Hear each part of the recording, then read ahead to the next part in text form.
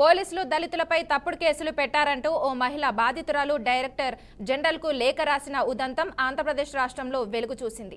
దళితుల మీద తప్పుడు గంజాయి కేసులను ప్లాన్ చేసి మరీ ఎఫ్ఐఆర్లను నమోదు చేస్తున్నట్లు బాధితురాలు లేఖ పేర్కొంది.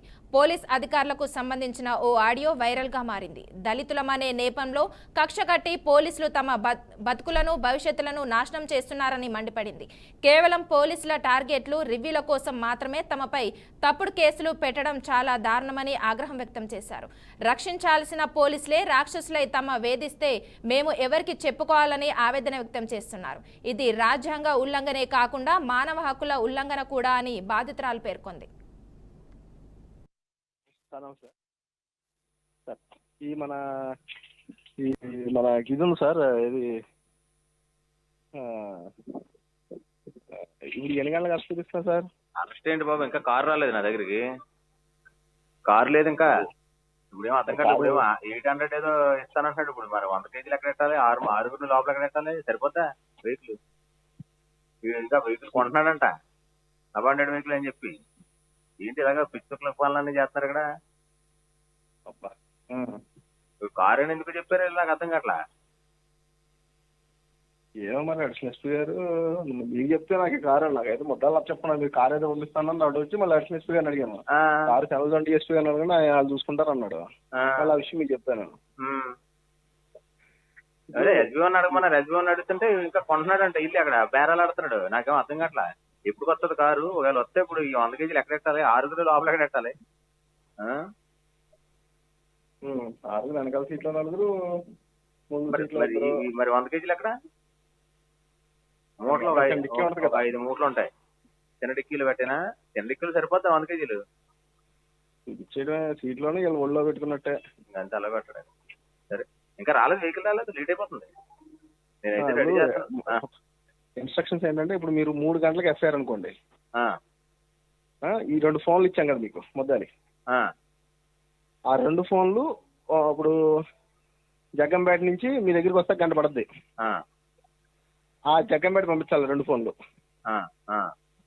అక్కడ పంపించి అక్కడ 2 ఫోన్లు ఏదో నెంబర్కి డైల్ చేసేసేయాలి. అక్కడ లొకేషన్ చూపించాలి జగ్గంపేట. అక్కడ నుంచి ఎవరికి చేయాలి? అందులో ఏదో నెంబర్కి ఎత్తేసి మాట్లాడకుండా 2 నిమిషాలు ఎవడొకటి అందులో ఏదో డైల్ నెంబర్లో మాట్లాడకుండా లొకేషన్ అక్కడ వస్తుంది కదా. కొంచెం దూరం వచ్చాక ఇంకో నెంబర్ నుంచి ఇంకొక ఏదో ఒకరికి. ఇక ఇదే అంశంపై మరింత సమాచారం మా బీఆర్కే ప్రతినిధి బస్వరాజ్ అందిస్తారు. బస్వరాజ్ చెప్పండి. మానస, ఏదైతే ఆంధ్రప్రదేశ్ రాష్ట్రంలో పోలీసుల తీరుపైన రోజు రోజుకి విమర్శలు, వ్యతిరేకత వస్తా ఉంది. ప్రధానంగా ఏపీ పోలీసులు దళితులను టార్గెట్ చేసి తప్పుడు కేసులో ఇరికించి హింసిస్తున్నట్లు, వాళ్ళ జీవితాలతో ఆడుకుంటున్నట్లు ఒక మహిళ అయితే డైరెక్టర్ జనరల్ ఆఫ్ పోలీస్ కి కంప్లైంట్ చేసిన దాఖలాలు అంటే ఉదంతం ఆలస్యంగా వెలుగు చూసింది. అంటే ఆ మహిళ ఏదైతే కోస్తాంధ్రకు చెందిన ఈ మహిళ అంటే దళితులను అదే పనిగా వాంటెడ్ గా గంజాయి కేసులో ఇరికిస్తున్నారని, అంటే ఈ కూటమి ప్రభుత్వం ఇలా దళిత జీవితాలతో లేదా దళితులను నాశనం చేసే ఒక కార్యక్రమాన్ని పోలీసుల ద్వారా చేయిస్తుందని ఆమె అయితే డీజీపీకి లేఖలో పేర్కొన్నట్టు తెలుస్తా ఉంది. మరి ఇది ప్రభుత్వానికి తెలిసి జరుగుతుందా లేదా పోలీసులు అంటే ఎవరి పరిధిలో వారు దళితులను టార్గెట్ చేసుకున్నారనేది డీజీపీ వారు తేల్చాల్సిన అంశంగా ఉంది. అంటే గంజాయి కేసులు అంటే వీళ్ళకి ఎలాంటి సంబంధం లేకుండా కూడా అంటే దళితులు అంటే కొంతమంది యువకులను టార్గెట్ చేసుకుని అంటే పోలీసులు వాళ్ళ టార్గెట్ రీచ్ కావడానికో లేదా ఉన్నతాధికారులతో మెప్పు పొందడానికో లేదా కొన్ని కేసులను ట్రేస్ అవుట్ చేయడానికి ఇలా రకరకాలుగా అంటే వాళ్ళ యాంగిల్లో వాళ్ళు అంటే ప్రభుత్వం నుంచి మెప్పు పొందాలనో లేదా ఉన్నతాధికారుల నుంచి ప్రశంసలు అందుకోవాలనే ఒక ఉద్దేశంతో అమాయకమైన దళితుల్ని బలి చేస్తున్నారు, రిమాండ్ తరలిస్తున్నారు అనేది ఒక ప్రాపగండ అయితే జరుగుతూ ఉంది. అంటే ఈ మహిళ ఏదైతే డీజీపీకి లేఖ రాయడంతో ఈ ఉదంతం వెలుగులో చూసింది. అంటే రాష్ట్రంలో ఇలాంటి వాతావరణం మంచిది కాదు. అంటే ఈ అంశం పైన రాష్ట్ర ముఖ్యమంత్రి కూడా స్పందించాలి. గత ప్రభుత్వాలు చూసాము అంటే అనేక అవినీతి అక్రమాలు చేశారన్నట్లు గత పోలీసులపైన అనేక ఆరోపణలు చేస్తున్న ఈ కూటమి పోలీసులు లేదా ఈ కూటమి ప్రభుత్వం, మరి ఈ కూటమి ప్రభుత్వంలో ఈ పోలీసులు చేస్తున్న పని ఏంటని ఆ మహిళ ధైర్యంగా ప్రశ్నిస్తున్న పరిస్థితులు కనిపిస్తున్నాయి. మరి డీజీపీ ఈ లేఖ అంశంపై అంటే ఎలా స్పందిస్తారు, లేదా పోలీస్ వాళ్ళ స్టాఫ్ కి ఎలాంటి ఆదేశాలు ఇస్తారు, లేదా వాస్తవంగా దళితులపైన తప్పుడు కేసులు ఎక్కడ నమోదైనాయి, ఏ విధంగా నమోదు చేశారు, వాటిపైన ఆరా తీస్తారా లేదనేది మనము వేచి చూడాల్సింది మానస. ఓకే, అంటే రక్షించాల్సిన పోలీసులే దళితులపై అక్రమ కేసులు పెట్టడాన్ని అసలు అంటే ఏదన్నా ప్రాబ్లం వస్తే మనం పోలీసులకే కదా చెప్పుకునేది. ఇప్పుడు రక్షించాల్సిన పోలీసులే వాళ్ళకి చెప్పుకోకుండా వేరే వాళ్ళకి ఎవరికి చెప్పుకోవాలంటారు? ఎస్ మానస, అది ప్రధానంగా దళితుల నుంచి ఒక విన్నపంగా ఉంటా ఉంది. అంటే ఏ చిన్న సమస్య వచ్చినా తక్షణమే రక్షణ కోసం పోలీస్ స్టేషన్ ఆశ్రయిస్తాము. మరి అలాంటి పోలీసులే అంటే వెనక ముందా ఎలాంటి రాజకీయ పలుకుబడి కానీ లేదా ఎలాంటి పరువు ప్రతిష్ట లేని దళిత వర్గాలను టార్గెట్ చేసి, దళిత యువకులను టార్గెట్ చేసి కేసులు పెట్టడం ఎంతవరకు సమంజసము? ఇది తప్పుడు కేసు, ఇది అన్యాయము. ఈ దొంగతనం కానీ గంజాయి కానీ మేము అమ్మలేదు, మేము కొనలేదు, మేము తినలేదని ఎవరికి చెప్పుకోవాలి? ఎవరికి చెప్పుకోలేని పరిస్థితి. ఉన్న వాస్తవాలు పోలీసులు చెప్పుకుంటే పోలీసులు రక్షిస్తారనుకుంటే రక్షించాల్సిన పోలీసులే భక్షిస్తున్న పరిస్థితులు కనిపిస్తున్నాయి, లేదా ఇబ్బంది పెడుతూ హింసిస్తున్న పరిస్థితులు కనిపిస్తున్నాయి. ఇలాంటి వాతావరణం పోవాలి, అది పోలీస్ శాఖకే మచ్చ. సో పోలీసులు అంటేనే ప్రజల ధనమాన ప్రాణాలు కాపాడేవాళ్ళు కాబట్టి వాళ్ళకి ప్రాణాపాయం ఉన్నా లేదా అపార నష్టం జరిగినా లేదా ఇంకా ఇతరత్ర ఎలాంటి థ్రెట్ ఉన్నా కూడా వీళ్ళు రక్షించాల్సిన వాళ్ళు. వీళ్ళే వాంటెడ్ గా టార్గెట్ చేసి కొన్ని ఏరియాల్లో, కొన్ని జిల్లాల్లో, కొన్ని కాలనీల్లో కొన్ని దళిత వర్గాలను టార్గెట్ చేసి అంటే దశల వారీగా హింసిస్తున్న పరిస్థితి, లేదా వాళ్ళ గంజాయి కేసుల్లో కొంతమందిని రిమాండ్ పంపాలి కాబట్టి కంపల్సరీ ఎవరో అనామకుల దళితులని వాళ్ళపైన కేసు పెట్టి పంపిస్తే సరిపోతుందని పోలీసులు అనుకోవడము ఇది ఎంతవరకు సమంజసమని అంటే ఒక మహిళ తన ఆవేదనతో డీజీపీ గారికి లేఖ రాసింది. మరి ఈ లేఖకి ఖచ్చితంగా డీజీపీ గారు స్పందిస్తారని అందరూ అనుకుంటున్నారు. మరి ఆయన ఏ విధంగా స్పందిస్తారు, లేదా ఒకవేళ దళితులపైన అక్రమ కేసులు నమోదైన పరిస్థితి ఉంటే వాటిని ఎలా వెలుగులోకి తీసి అంటే వాళ్ళ దళిత కుటుంబాలకి ఏ రకంగా న్యాయం చేస్తారనేది చూడాలి మనత. Okay, thank you Baswaraj.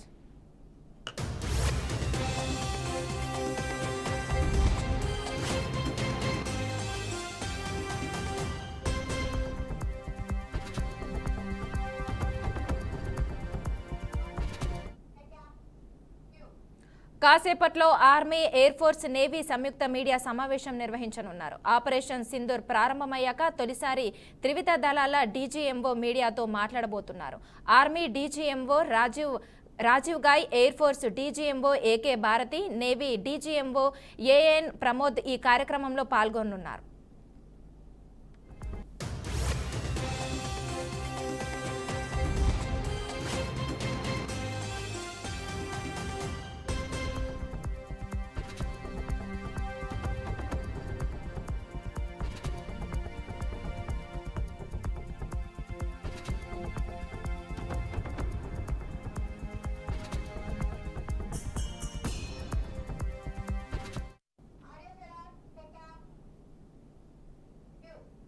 Bharat Pakistan కాల్పుల విరమణ అనంతరం ప్రధానమంత్రి నరేంద్ర మోదీ సంచలన వ్యాఖ్యలు చేశారు. ఆపరేషన్ సింధూర్ ముగియలేదంటూ పాకిస్తాన్కు పరోక్షంగా వార్నింగ్ ఇచ్చారు. తన నివాసంలో అత్యున్నత స్థాయి భద్రతా సమావేశం నిర్వహించిన ప్రధాని మోదీ త్రివాది దళాలకు కీలక ఆదేశాలు ఇచ్చారు. ఉగ్రవాదంపై పోర్లో రాజీ పడే ప్రసక్తే లేదని స్పష్టం చేశారు. పాక్ నుంచి కాల్పులు జరిపితే భారత్ కూడా జరుపుతుందన్నారు. పాక్ దాడులు జరిపితే భారత్ కూడా దాడులకు దిగుతుందన్నారు. ఆపరేషన్ సింధూర్ ముగియలేదు, గట్టిగా జవాబిస్తున్నామన్నారు. ఈ సందర్భంగా పీఓకేపై ప్రధాని మోదీ సంచలన వ్యాఖ్యలు చేశారు. కశ్మీర్ విషయంలో భారత్ వైఖరి ఎప్పుడూ ఒకటేనన్నారు. పీఓకేను భారత్కు అప్పగించడం తప్ప వేరే మార్గం లేదన్నారు. కశ్మీర్ విషయంలో ఇంతకు మించి మాట్లాడేదేమీ లేదంటూ పేర్కొన్నారు. పీఓకే అంశంలో మధ్యవర్తులు మాకొద్దంటూ నొక్కి చెప్పారు. పాకిస్తాన్ పీఓకే ఉగ్రవాదులను అప్పగించాల్సిందేనంటూ స్పష్టం చేశారు. మా సంయమనం బలహీనత కాదని, భద్రతా విషయంలో రాజీ పడబోమని ప్రధాని మోదీ పేర్కొన్నారు. కాగా మరి కాసేపట్లో త్రివిధ దళాల డీజీఎంఓలు ప్రెస్ మీట్ నిర్వహించనున్నారు. ముగ్గురు డీజీఎంఓలు కలిసి ప్రెస్ మీట్ నిర్వహించడం ఇదే తొలిసారి కావడంతో ఈ సమావేశానికి ప్రాధాన్యత సంతరించుకుంది.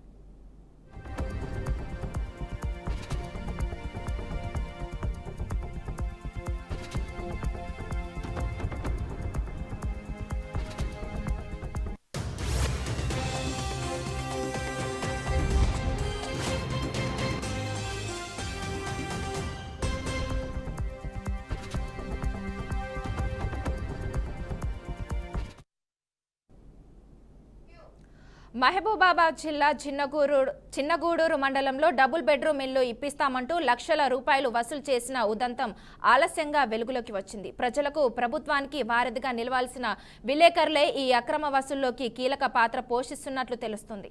గత బీఆర్ఎస్ ప్రభుత్వంలో మహబూబాబాద్ జిల్లా చిన్నగూడూరు మండల కేంద్రంలో నిరుపేదల కోసం 80 డబుల్ ఇండ్లను కట్టించింది. అయితే ప్రభుత్వం మారడంతో ఇండ్ల మంజూరు నిలిచింది. అదే అదనుగా భావించిన కొంతమంది అమాయక ప్రజల నుంచి డబుల్ ఇండ్లు ఇస్తామంటూ 75 మంది నుంచి ఒక్కో ఇంటికి 1,70,000, 5గురికి నుంచి 2 లక్షల చొప్పున వసూలు చేసినట్లు సమాచారం. అయితే బాధితులు ఇండ్ల కోసం సదరు అక్రమార్కులను నిలదీయగా డబుల్ ఇండ్లను ఆక్రమించుకోమని ప్రేరేపించారు. దీంతో వారు స్థానిక తహసీల్దార్ కార్యాలయం వద్ద ఉన్న ఇండ్లను ఆక్రమించుకునేందుకు ఏప్రిల్ 24న యత్నించారు.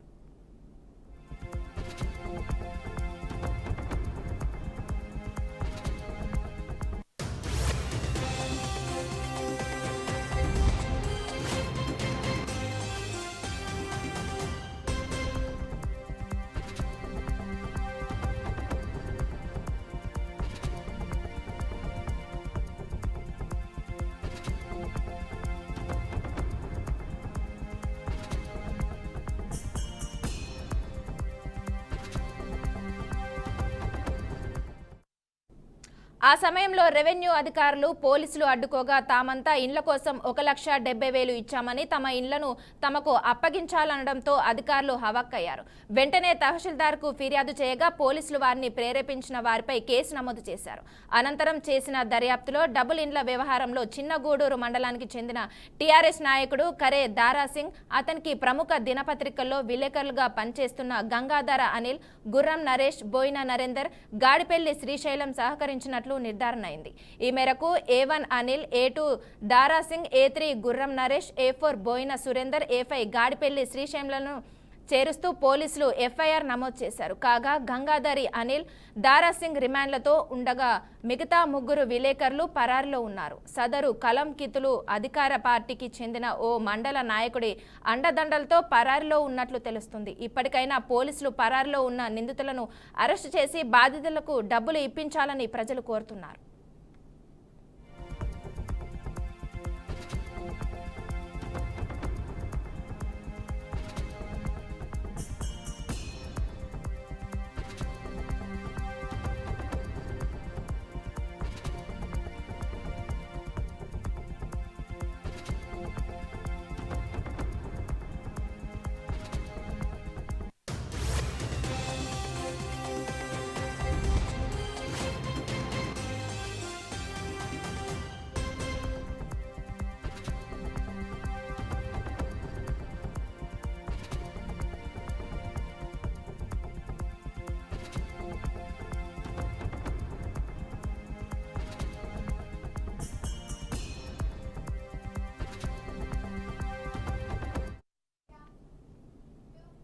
ఆపరేషన్ సింధూర్ను విమర్శిస్తూ సోషల్ మీడియాలో పోస్ట్ చేసినందుకు ముంబైకి చెందిన మహిళపై పోలీసులు కేసు నమోదు చేశారు.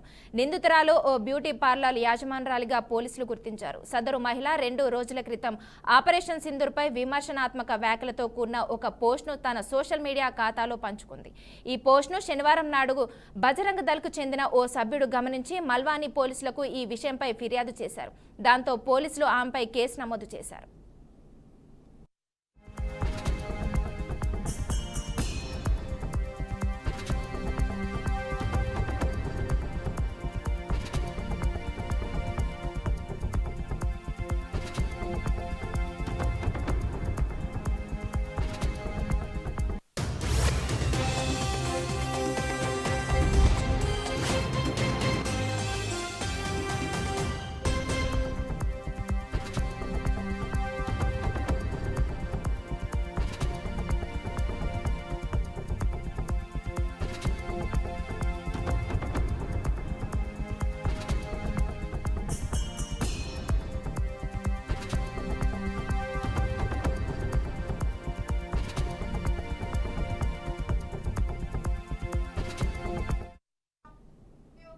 భారత్ పాకిస్తాన్ సరిహద్దులో ఉద్రిక్తతల నేపథ్యంలో ఇతర రాష్ట్రాలకు చెందిన వారు బిక్కుబిక్కుమంటూ స్వస్థలాలకు చేరుతున్నారు. ఐఐటి జమ్మూలోని 8 మంది తెలంగాణ విద్యార్థులు ఢిల్లీలోని తెలంగాణ భవన్కు చేరుకున్న విషయం తెలిసిందే. ఈ మేరకు దాదాపు 86 మంది తెలంగాణ వాసులు తాజాగా ఢిల్లీలోని తెలంగాణ భవన్కు చేరుకున్నారు. ఇప్పటివరకు 26 మందిని వారి స్వస్థలాలకు పంపించినట్లు భవన్ అధికారులు తెలిపారు. భవన్లో ఉన్నవారికి తెలంగాణ ప్రభుత్వం ఆశ్రయం, ఆహారం, రవాణా సదుపాయం కల్పిస్తుంది. ఉద్రిక్తతలు పెరిగే మరో 100 మందికి వచ్చే అవకాశం ఉందని అధికారులు అంచనా వేస్తున్నారు. సహాయం చేయడానికి ఏర్పాటు చేసిన కంట్రోల్ రూమ్ పనిచేస్తుందని అక్కడి అధికారులు చెబుతున్నారు.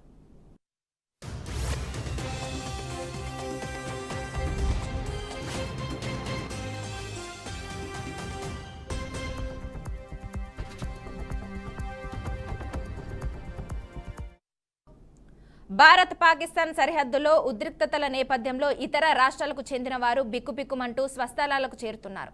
ఐఐటి జమ్మూలోని 8 మంది తెలంగాణ విద్యార్థులు ఢిల్లీలోని తెలంగాణ భవన్కు చేరుకున్న విషయం తెలిసిందే.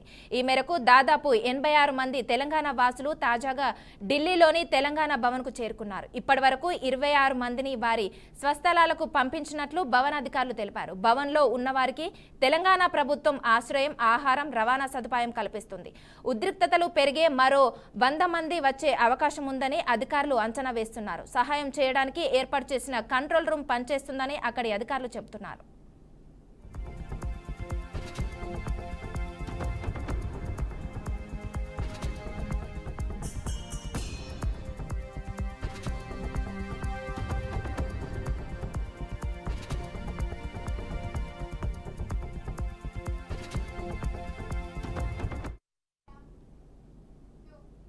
మదిర మండలం మాటూరు గ్రామంలో యువతి ఆత్మహత్య కలకలం రేపింది. కుటుంబ కలహాలతో యువతి ఉరివేసుకుని ఆత్మహత్య చేసుకున్నట్లు సమాచారం.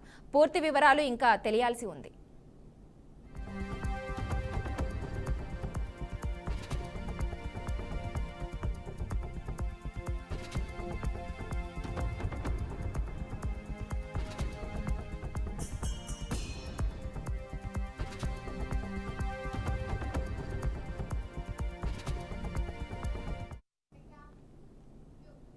మిస్ వరల్డ్ కంటెస్టెంట్స్ రేపు నాగార్జున సాగర్ బుద్ధవనాన్ని సందర్శించనున్నారు. ప్రపంచ సుందరిమణులు రాక కోసం నల్గొండ జిల్లా ఎస్పీ శరత్ చంద్ర పవార్ ఐపీఎస్ ఆధ్వర్యంలో పోలీస్ శాఖ పటిష్ట భద్రత ఏర్పాటు చేశారు. భద్రతా దృష్ట్యా bomb squad, dog squad, area domination బృందాల చేత జిల్లా పోలీసు యంత్రాంగం విస్తృత తనిఖీలు నిర్వహిస్తుంది. నాగార్జున సాగర్లో దాదాపు 1000 మంది సిబ్బందితో పటిష్ట బందోబస్తుకు ఏర్పాటు పూర్తి చేశారు. ఎలాంటి అవాంఛనీయ సంఘటనలు చోటు చేసుకోకుండా ప్రత్యేక నిఘా ఏర్పాటు చేశారు. ప్రపంచ సుందరిమణుల బుద్ధవనం సందర్శన ప్రాంతాల్లో డ్రోన్లపై నిషేధం విధించారు.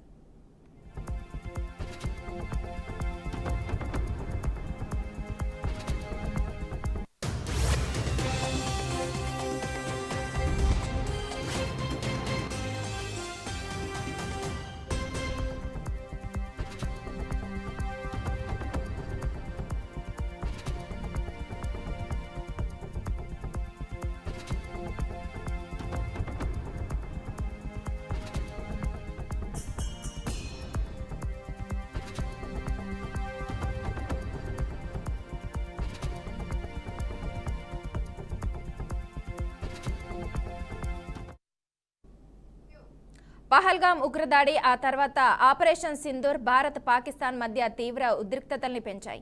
ఇరు దేశాల మధ్య యుద్ధ వాతావరణం ఏర్పడింది. అయితే శనివారం సాయంత్రం నుంచి ఇరు దేశాలు కూడా కాల్పుల విరమణకు అంగీకరించారు. 2 దేశాల మధ్య కాల్పుల విరమణను ప్రపంచ దేశాలు స్వాగతించాయి. కొత్త పోపుగా బాధ్యతలు తీసుకున్న pope Leo 14 America cardinal Robert Prevost Bharat Pakistan మధ్య కాల్పుల విరమణను స్వాగతించారు. శాశ్వత శాంతి కోసం ఆశిస్తున్నట్లు వెల్లడించారు.